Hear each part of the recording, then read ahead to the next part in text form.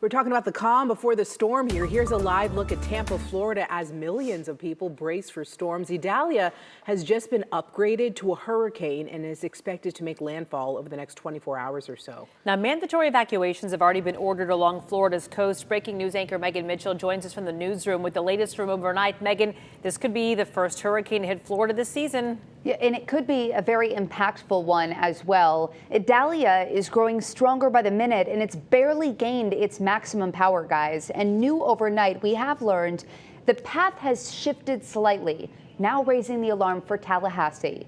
The tropical storm is expected to become a Category 3 hurricane. That means that winds could top 115 miles per hour. There could be possible tornadoes and life-threatening storm surge. And that surge could come as early as tonight and be as big as 12 feet. The problem today, Idalia is now basking in the warm Gulf waters. It's intensifying and growing much bigger than when it hit Cuba. People in Florida are hitting the roads and the air trying to heed that mandatory evacuation. Even students, they just moved into college in St. Petersburg. They were told to evacuate and prepare their dorms for flooding from 6 to 9 inches. We had a dorm meeting and they said everybody out by 5 today. So it was scrambling to just get everything off the floor. And we checked in with Texas Baptist Men, a group based in Dallas known for helping people recover from disasters all around the world.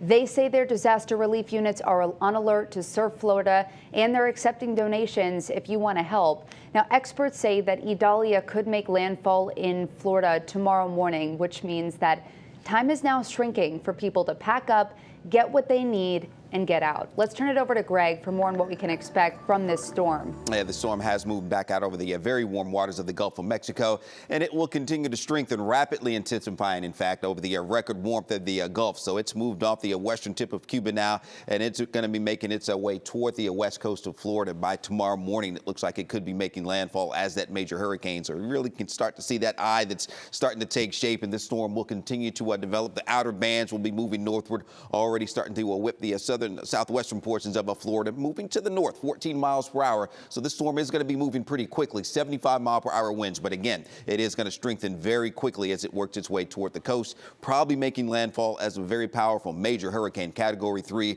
with those winds 120 miles per hour plus. And this is around 8 a.m. tomorrow morning. So it looks like it will be getting very close to landfall around this time tomorrow. We'll be talking about this landfall with Hurricane Idalia right now. Again, a Category 3 storm. It's going to be somewhere around Cedar Key, Florida, where it makes landfall tomorrow morning, give or take a little bit with that time. Now it's going to move up through the Carolinas, South Carolina, maybe moving right over Charleston as a tropical storm, and the southern tip of South Carolina or North Carolina there before getting back out over the open waters of the Atlantic. But we've talked about that storm surge flooding that we could see as we're looking at 8 to 12 feet in and around Cedar Key, areas a little farther north and back across portions of the Florida Panhandle as well. Down toward Tampa Bay, we're looking at a 5 to 9 foot storm surge in those areas, and that along with the winds, the powerful winds, and the very heavy rain that we're going to see. So rainfall estimates right now in that 4 to 6 foot or inch range around Tampa Bay. But as we get up around the center of that landfall, 6 to 10 inches of rain in some areas. So yes, this will be a major hurricane. Florida bracing for that. So we'll talk more in detail about this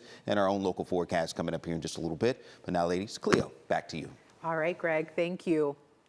Our weather team will continue to track Idalia as it makes landfall, but please be sure to download our WFAA app to get any alerts right to your phone. It is free in your app store.